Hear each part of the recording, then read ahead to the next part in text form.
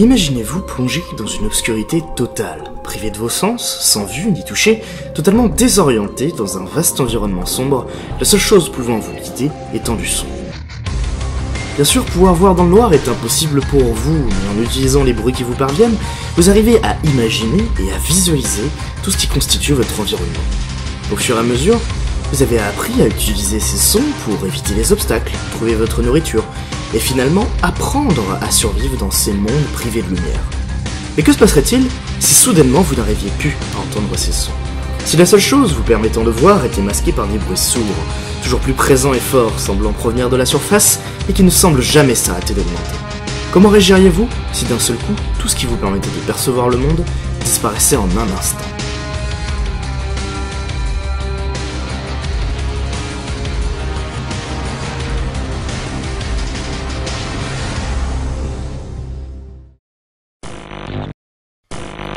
La vision, un des principaux moyens que nous avons pour visualiser notre environnement, chercher nos semblables, trouver notre nourriture, échapper à nos poursuivants, mais elle est très souvent à tort considérée comme uniquement dépendante de nos yeux.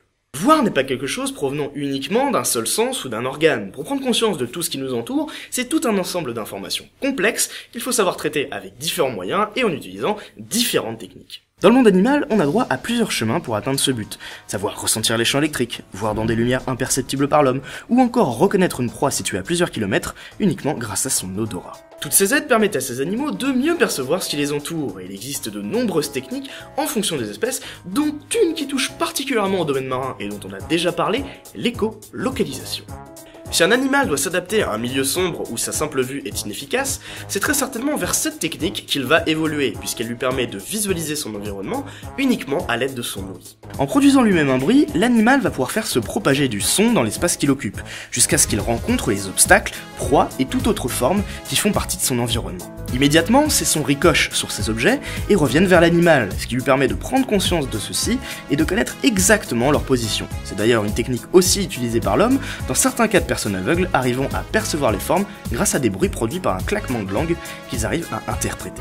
Mais pour revenir à ce qui nous intéresse, s'il y a bien une famille d'animaux qui utilisent à foison ce procédé, ce sont bien sûr les cétacés. Orques, baleines, dauphins, tous utilisent ce principe pour s'orienter dans des eaux qui parfois peuvent devenir très sombres lorsqu'on s'éloigne loin de la surface. Utiliser notre forme de vision devient alors primordial, voire vital pour ces animaux qui par la suite ont développé de grandes capacités d'audition, leur permettant de trouver leur nourriture, visualiser les obstacles et de communiquer entre eux sur de grandes distances. Plusieurs hypothèses avancent d'ailleurs l'existence d'une forme de langage chez certaines espèces que l'on connaît sous le nom de chant de baleine, et qui servirait à la séduction des femelles durant les périodes de reproduction. Enfin bref, ce qu'il faut retenir, c'est que tous ces sons font partie intégrante du quotidien de nos amis marins, et que leur présence est à l'origine de la quasi-totalité de leurs mouvements et prises de décision, que ce soit pour prévenir d'un danger ou partir tous ensemble en migration. Mais une toute petite question arrive. Si par hasard ils ne pouvaient plus entendre ces sons, concrètement il se passe quoi ? Alors la bonne nouvelle, c'est que des chercheurs se sont déjà posé la question.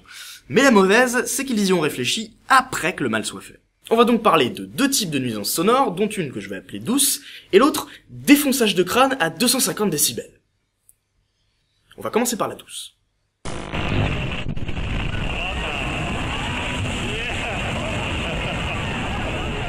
Quand il arrive de parler du milieu marin, on a tendance à l'imaginer totalement silencieux et calme. Mais malheureusement, on est très loin de la réalité. En temps normal, voici ce à quoi pourrait ressembler le bruit de nos océans. Un milieu paisible, agrémenté parfois de chants de cétacés, et vous l'aurez compris, dans cette situation, il n'y a aucun problème, tout va bien. Sauf que là, il manque Benjamin, et Benjamin, il va arriver avec son gros cargo de commerce qui fait ce bruit-là.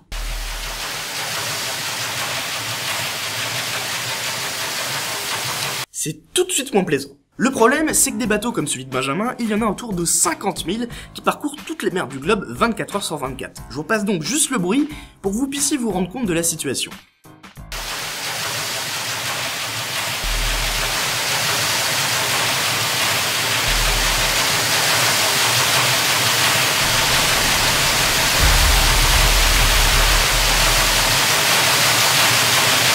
Vous conviendrez que c'est pas top.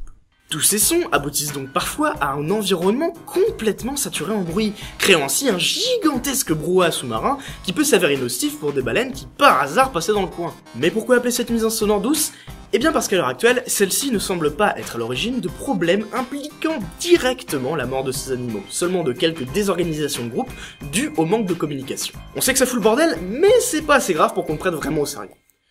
Contrairement à ce qu'on a découvert par la suite. S'il existe un autre domaine qui, comme l'économie, maltraite parfois l'environnement sans trop s'en soucier, c'est bien sûr celui militaire. Je pense qu'on va être d'accord là-dessus. Parfois, il arrive donc dans ce domaine que certaines technologies soient extrêmement nocives pour l'environnement, et qu'on ne s'en aperçoive pas avant longtemps. Et malheureusement, ce qui va suivre en est un très bel exemple. Le 15 mars de l'année 2000, le scientifique Ken Balcombe tombe sur 17 cétacés retrouvés échoués le long d'une plage située dans l'archipel des Galapagos. Jusque-là, rien de surprenant, des échouages de ce type sont assez couramment observés, mais là, un détail intrigue Balcombe. Les animaux présentent des saignements au niveau des oreilles. Et ça, généralement, ça annonce rien de bien. Les cadavres sont alors autopsiés et analysés, et de graves lésions internes sont alors découvertes, expliquant la mort de ces animaux, mais pas l'origine des lésions. Pour parler un peu anatomie, il faut savoir que les cétacés ne possèdent pas d'oreille externe, juste une partie interne, recevant des signaux sonores, et tout comme nous, ils possèdent un seuil de tolérance au bruit à partir duquel, ça commence à faire mal. Et ce qui est intéressant, c'est que des scientifiques ont remarqué que juste avant cet échouage massif, s'est produit une expérience de l'armée, qui essayait des sonars expérimentaux. Comme par hasard. Le but était de tester les Low Frequency Active Sonar, ou LFAS, qui sont basiquement un moyen efficace de détecter les sous-marins, et qui donc intéresse fortement l'armée de l'US Navy. Là où ça devient morbide, c'est qu'on estime que des lésions sur les cétacés peuvent apparaître dès qu'ils perçoivent un bruit atteignant 200 décibels. 180 c'est celui d'une fusée Ariane, donc pour atteindre les 200 sous l'eau, faut y aller, mais faut y aller vraiment. Alors à votre avis, combien mesuraient ces nouveaux sonars expérimentaux? 50? 100? 150? 240 décibels. Fuck yeah!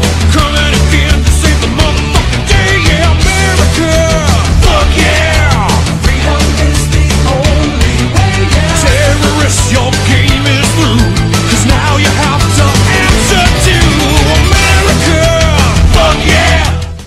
Donc bon là, pas besoin de vous faire un dessin, on est clairement en face de quelque chose qui semble assez dangereux. Différentes recherches ont alors été menées au fil des années afin de déterminer si oui ou non ces sonars présentaient une réelle menace. Recherche généralement financée par l'US Navy, ne se gênant donc pas pour être à la fois juge et partie lors de la publication des résultats. Tant qu'à faire, autant essayer de limiter les dégâts. En 2000, le scientifique Patrick Miller, en coopération avec la Navy, mena une expérience qui consistait à observer un groupe de baleines avant et après exposition des animaux au sonar, afin de voir si oui ou non une différence apparaissait.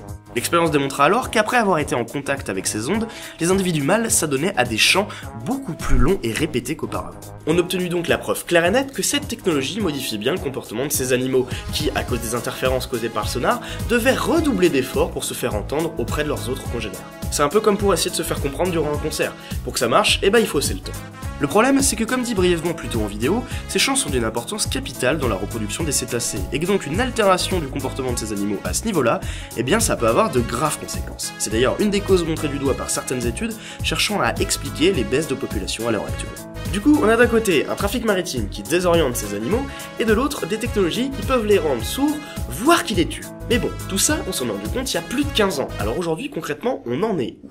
Eh bien, à l'heure actuelle, il n'existe aucune réglementation officielle des sonars, seuls quelques consensus de seuil de tolérance des cétacés ont été émis, où on estime qu'au-delà de 160 décibels, des troubles de comportement peuvent apparaître, et qu'au-dessus de 180, on arrive vers les fameuses lésions physiques. Il existe alors deux groupes, l'un prenant en compte ces données en essayant d'adapter ses activités pour ne plus blesser de mammifères marins, et l'autre continuant à utiliser des technologies nocives, mais ne pouvant rien faire d'autre pour servir ses intérêts, comme c'est le cas des compagnies pétrolières ou des institutions militaires. Après, il est vrai que si la sécurité nationale d'un pays est menacée, on peut comprendre qu'ils en aient strictement rien à carrer que 15 dauphins décident de partir bronzer sur une plage.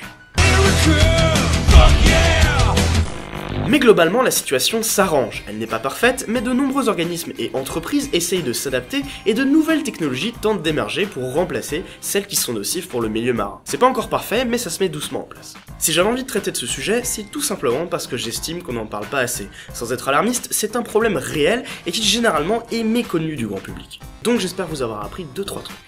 Pour revenir rapidement sur le sujet, ce n'est pas la première fois que des ondes sont pointées du doigt pour expliquer des problèmes environnementaux. On pourra citer celles concernant le Wi-Fi ou le téléphone, et qui selon certaines études semblent montrer qu'elles aussi ont un impact sur ce qui nous entoure. Mais ce qui est intéressant avec le cas des sonars, c'est qu'ils utilisent exactement la même technique que les cétacés pour percevoir les formes en utilisant du son. À travers notre désir de vouloir voir dans l'obscurité, nous décidons donc de plonger dans le noir toute une partie de la faune marine, en utilisant la même technique qu'ils ont mis des millions d'années à acquérir. Ce qui révèle malheureusement une ironie assez morbide.